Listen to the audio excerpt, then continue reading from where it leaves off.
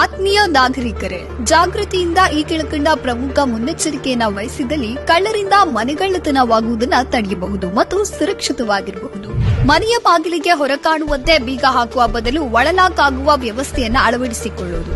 ಮನೆಯಿಂದ ಕುಟುಂಬ ಸಮೇತ ಹೆಚ್ಚು ದಿನಗಳ ಕಾಲ ಹೊರಗೆ ಹೋಗುವಂತಿದ್ರೆ ಮುಂಚಿತವಾಗಿ ದಿನಪತ್ರಿಕೆ ಹಾಕುವ ವ್ಯಕ್ತಿಗೆ ಮನೆಗೆ ದಿನಪತ್ರಿಕೆ ಹಾಕದಂತೆ ಮಾಹಿತಿಯನ್ನ ನೀಡಿ. ಯಾಕೆಂದ್ರೆ ನಿಮ್ಮ ಮನೆಯ ಮುಂದೆ ದಿನಪತ್ರಿಕೆಗಳನ್ನ ತೆಗೆಯದೆ ಹಾಗೆ ಬಿಟ್ಟಲ್ಲಿ ನಿಮ್ಮ ಮನೆಯಲ್ಲಿ ಯಾರೂ ಇಲ್ಲವೆಂದು ಹೊರಗಿನ ವ್ಯಕ್ತಿಗಳಿಗೆ ಸುಲಭವಾಗಿ ಮಾಹಿತಿ ನೀಡಿದಂತಾಗುತ್ತೆ. ಮನೆಯಲ್ಲಿ ಅಗತ್ಯಕ್ಕಿಂತ ಹೆಚ್ಚಾಗಿ ನಗದು, ಹಣ ಅಥವಾ ಆಭರಣಗಳನ್ನ ಇಟ್ಕೊಳ್ಬೇಡಿ. ನಿಮ್ಮ ಪ್ರಯಾಣದ ಬಗ್ಗೆ ಯಾವುದೇ ಕಾರಣಕ್ಕೂ ಫೇಸ್ಬುಕ್, ಇನ್ಸ್ಟಾಗ್ರಾಮ್, ವಾಟ್ಸ್ಆಪ್ ಸ್ಟೇಟಸ್ ಅಥವಾ ಇತರ ಯಾವುದೇ ಸೋಷಿಯಲ್ ಮೀಡಿಯಾಗಳಲ್ಲಿ ಅಪ್ಡೇಟ್ ಮಾಡಬೇಡಿ. ಇದರಿಂದ ಕಳ್ಳರಿಗೆ ಮಾಹಿತಿ ಸಿಕ್ಕಿ ಮನೆಗಳ್ಳತನವಾಗುವ ಸಂಭವವೇ ಹೆಚ್ಚು. ಅನುಕೂಲವಿದ್ದಲ್ಲಿ ಬಾಗಿಲುಗಳಿಗೆ ಥೆಫ್ಟ್ ಅಲಾರ್ಮ್ ಅನ್ನು ಅಳವಡಿಸುವುದು ಸೂಕ್ತ.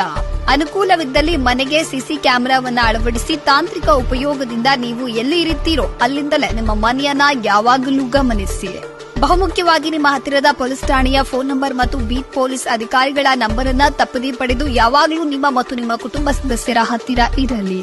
ನಿಮ್ಮ ಮನೆಯ ಸುತ್ತಮುತ್ತ ಯಾವುದೇ ಅನುಮಾನಾಸ್ಪದ ವ್ಯಕ್ತಿಗಳು ಕಂಡುಬಂದಲ್ಲಿ ಕೂಡಲೇ ಹತ್ತಿರದ ಪೊಲೀಸ್ ಠಾಣೆಗಾಗಲಿ ಅಥವಾ 112 ನಂಬರ್ಗೆ ಕರೆ ಮಾಡಿ ಮಾಹಿತಿ ನೀಡೋದನ್ನ ಎಂದಿಗೂ ಮರೆಯದಿರಿ. ನಿಮ್ಮ ಸುರಕ್ಷತೆಯೇ ನಮ್ಮ ಕರ್ನಾಟಕ ರಾಜ್ಯ ಪೊಲೀಸ್ ಇಲಾಖೆಯ ಪ್ರಥಮ ಆದ್ಯತೆ.